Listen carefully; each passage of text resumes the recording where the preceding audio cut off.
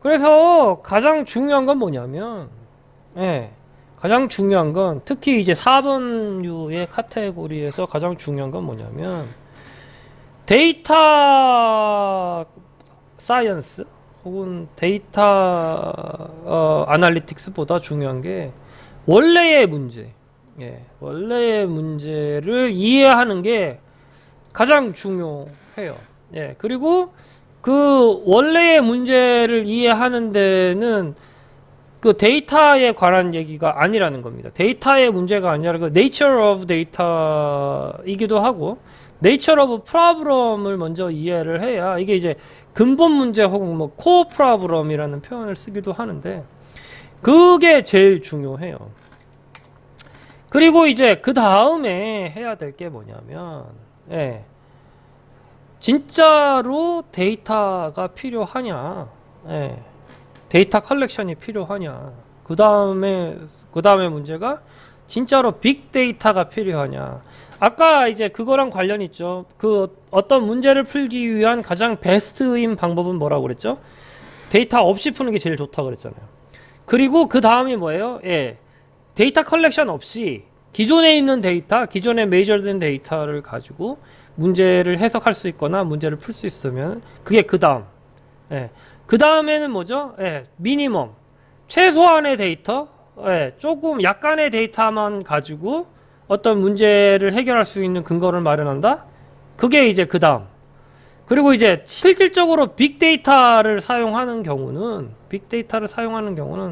진짜 마지막에 선택해야 될 문제예요. 이게 왜 그러냐면, 그 데이터 컬렉션하고 데이터를 이제 클리닝이라고 표현을 하죠. 클리닝 하는 작업이 진짜 어렵고 그리고 정말로 크루셜해요. 그 작업이 조금만 잘못해도 값이 틀려지는 어떤 그런 센시티브 데이터 같은 경우에는 굉장히 복잡해지고, 그리고 이제 또 법적인 문제가 생길 수도 있거든요. 뭐 젠더라든가 뭐 종교라든가 이런 것들은 뭐 데이터 사용 안 하고, 그리고 이제 뭐 어디 출신이라든가 이런 것들은 뭐 데이터 사용 못 하게 되는 경우도 있고, 이제 그 특히 뭐 그 의료라든가 파이낸스라든가 뭐 그 신용 처리 같은 거 있죠. 그런 거 같은 경우에는 그게 생각보다 되게 중요한 것 같더라고요. 그래서 이게 이제 그 실질적으로 고민을 해 봐야 될 문제입니다.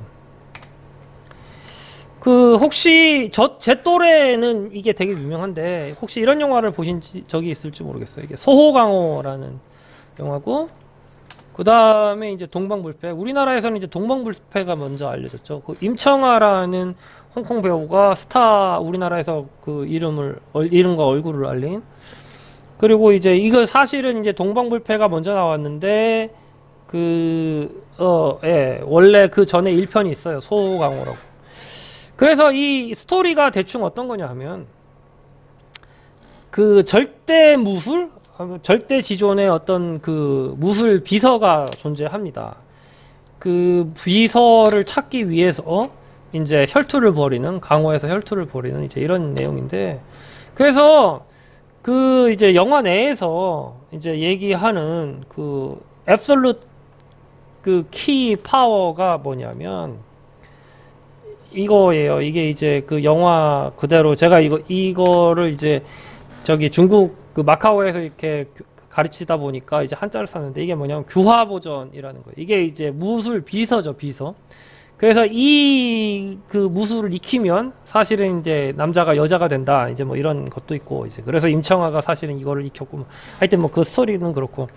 그래서 이제 이 규화보전이라는 이 책이 이제 이 책을 탈환하기 위해서 그 강호들이, 그 소호 강호들이 이제 치고받고 하는, 그게 이제 그 소호강호랑 동방불패의 내용입니다.